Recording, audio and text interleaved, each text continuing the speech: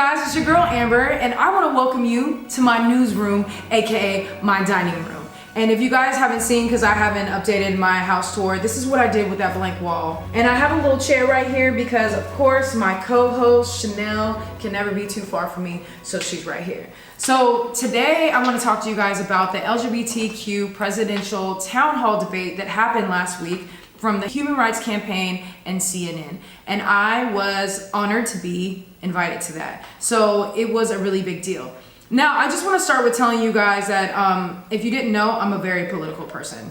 I'm an activist in a lot of different things: women's rights, civil rights, black issues, LGBTQ activism. But for me, this has been a passion of mine since I was younger. I literally thought that I was going from college to law school to politics since I was young, but my life went in a different direction. I think I've told you guys this before, but this is something I'm really passionate about. And I think that at the bottom line of it, first and foremost, is like, I just want everyone to know that they have a voice and that they should use it and that they can actually make an impact towards change. And so I just want people to know that your vote does matter, right? Because I think that the way that the government chooses to put out information confuses people. And when people are confused, they don't act or they don't do, right? Like voting. And the other thing is, I feel like the way the government is currently is it makes it so hard for people just to survive, that they're worried about their bills. And when they're worried about those basic survival things like bills,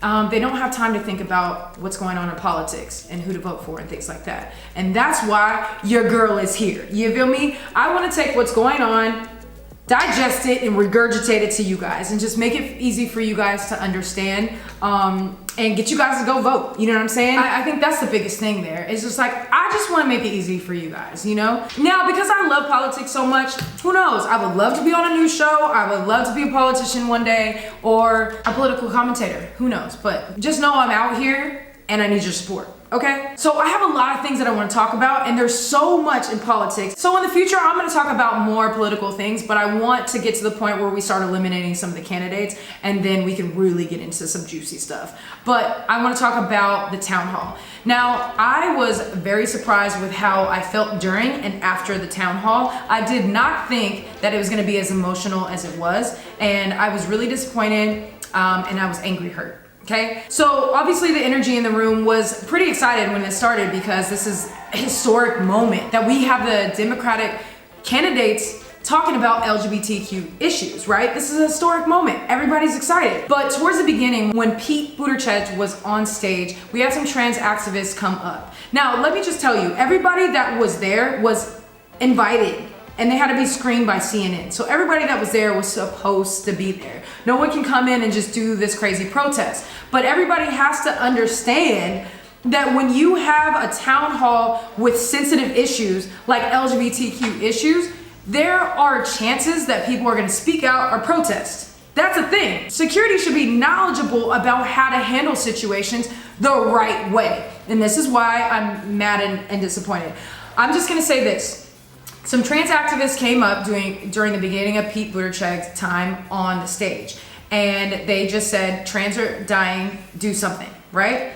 They were way too aggressively handled by security, to the point where a lot of us were standing up and yelling at what was happening, okay? The only person that was really trying to stop security from being too aggressive was Anderson Cooper, who was on stage, was literally on the mic telling them to calm down, stop being so aggressive towards them. No one else was helping them. And this is downstairs, okay? All the LGBTQ activists and media or actors or whatever, all of us were upstairs, okay? The people downstairs were the ones asking questions. They either represented an organization that was for the LGBTQ community, or someone that has been through some trauma or been hurt and they want to speak out. And they were able to ask a question of people that submitted questions, okay? So people downstairs were not acting because they didn't know what to do. I think at first people didn't know if Pete had this happen. Now, they were too aggressively handled to the point where I had angry tears going down my face. I just feel like, obviously, this is a real issue that our community faces, is that trans women are overlooked, they aren't protected, and they constantly have to deal with people violating them or being aggressive at all times. And so this is an issue that they're speaking about, and the first thing you guys do is be too aggressive with them.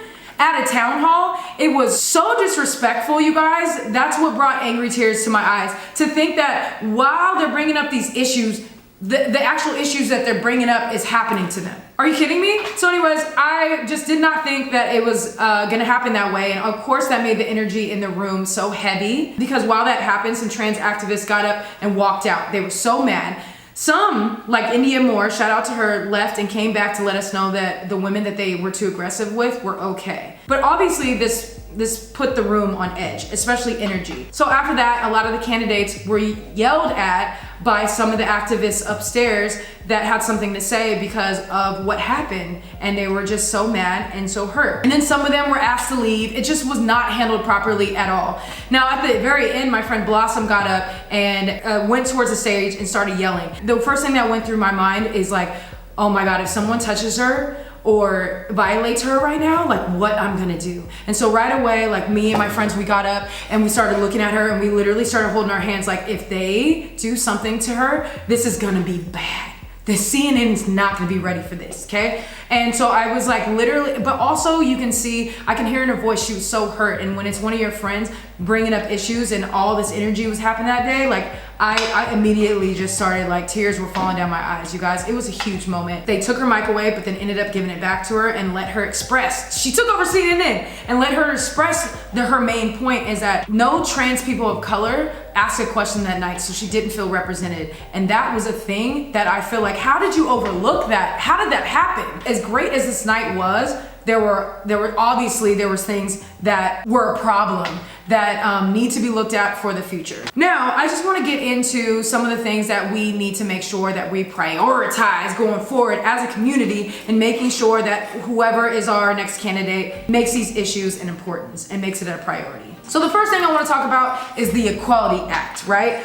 Obviously, every candidate should push for this. Anybody opposed to Trump is going to push for this. So each candidate was talking about that and their history of it or whatever. But it was supposedly passed in May. And the reason why I say supposedly is because with our current administration, obviously those rights are not being protected. They are rights that are constantly violated. And that's why the Supreme Court just saw 3 cases of LGBTQ cases this past week in the Supreme Court, which is the first time ever, because obviously under the Trump's administration, these things are not gonna happen for us. Because right now you can still get fired in 23 states for being LGBTQ. And that's why 3 LGBTQ cases were just heard by the Supreme Court because of things like this. So that's the reason why this Equality Act is so important. So if you guys don't know, the Equality Act is a bill that protects people from discrimination on the basis of their sexual orientation or gender identity. And pretty much what they're trying to do is add into civil rights that you are protected based on your sexual orientation or your gender identity, so that people are not fired or discriminated against in workplace or in other places based on those things. So obviously it's a really big deal. Now, one of the other things that they talked about is a new head of education, which is really important, you guys, and we need to make sure that we're listening for that with whoever we support, because new head of education will actually value our kids more, right? And protect our kids and make sure they're safe, especially our LGBTQ kids that are bullied in school. That's a huge thing. So Booker, Kamala, Warren, Pete, and Beto really spoke on this. But one thing that stood out for me is Booker and Warren said that they want to appoint a secretary of education that will make sure that the value of our kids' lives are ensured, right? That's going to be an importance, especially our LGBTQ kids.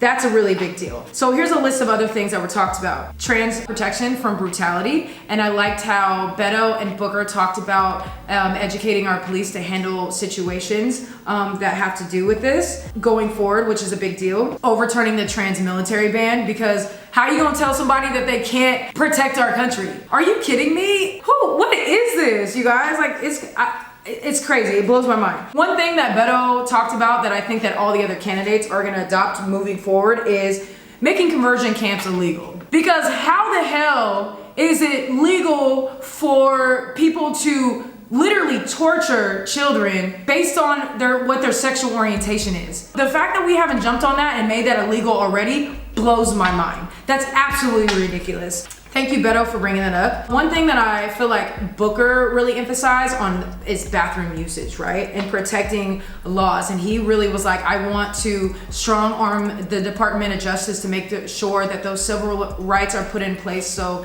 that bathroom usage isn't a problem going forward.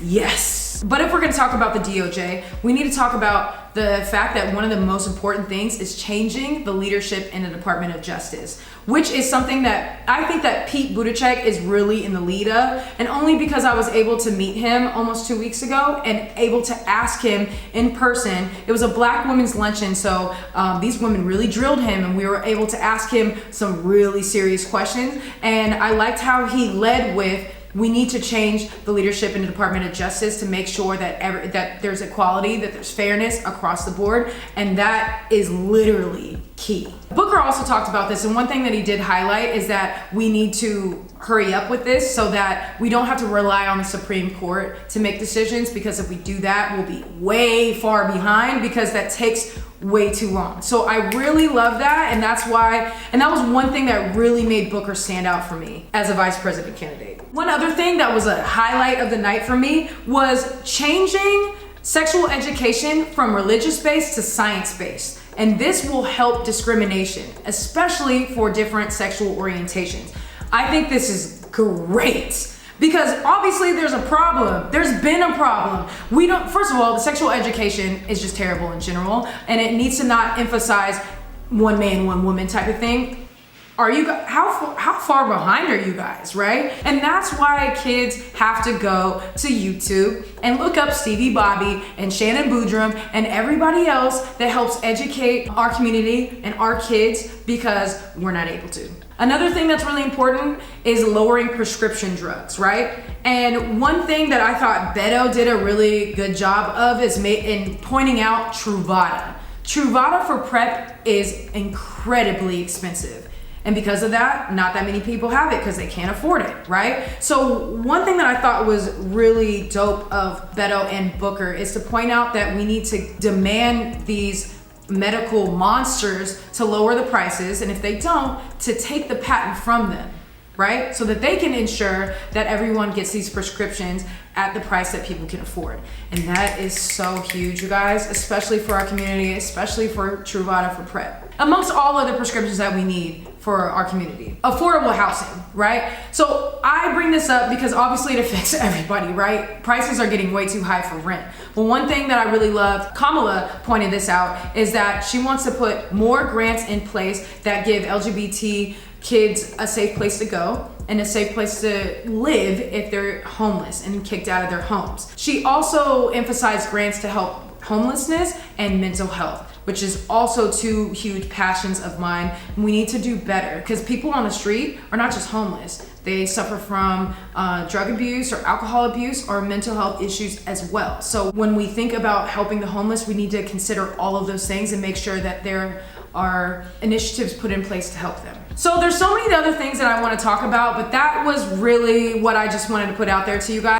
I really want to know from you what you want to hear on certain subjects. Are there certain people that you guys like that you want to hear more of? Or what are some subjects that are really important to you guys? Like myself, that I didn't talk about today, like mass incarceration, generational trauma from mass incarceration, climate change, ending the electoral college, police brutality and police murders, gun control, wages, abortion rights or basic women's rights to their own body and reproductive rights, immigration. I want to know what you guys find really important, or if there's certain subjects, so that in the future I can update you on what the candidates are talking about, and so we can talk about who we need to support and get behind.